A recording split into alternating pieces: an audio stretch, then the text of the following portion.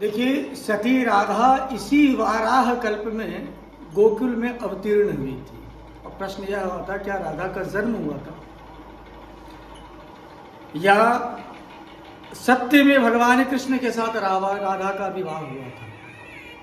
ये ब्रज में वृषभानु वैश्य की कन्या हुई थी। वे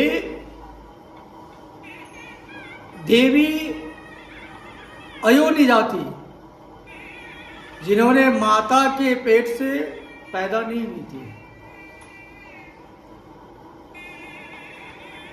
उनकी माता कलावती ने अपने गर्भ में वायु को धारण कर रखा था। उसने योग माया की प्रेरणा से वायु को जन्म दिया, परंतु वहां स्वेच्छा से श्री राधा रानी प्रकट हो गई। 12 वर्ष बीतने पर उन्हें नूतन यौवन में प्रवेश देख माता पिता ने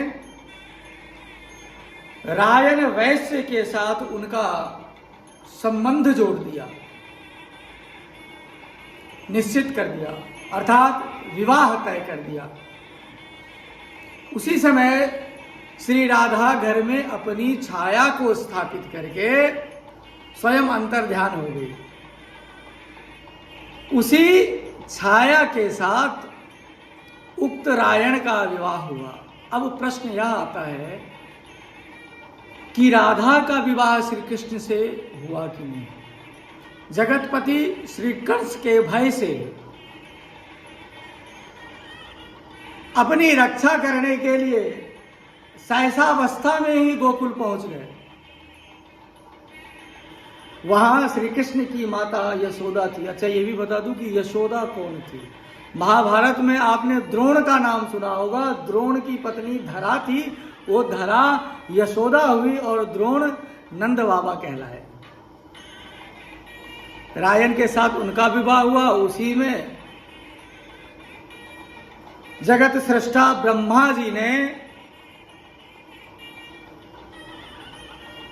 राधा का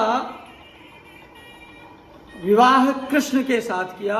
भांडीर वन में जगत सृष्टा ब्रह्मा जी ने विवाह का मंत्रोच्चारण किया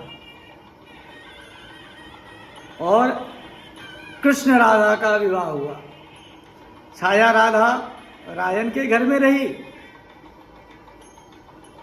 और जो राधा थी, योग माया के रूप प्रेरणा से जो राधा उत्पन्न हुई थी, उस राधा का विवाह कृष्ण के साथ हुआ। ऐसा ब्रह्म वैवर्त पुराण के प्रकृति खंड में वर्णन देखने को मिलता है।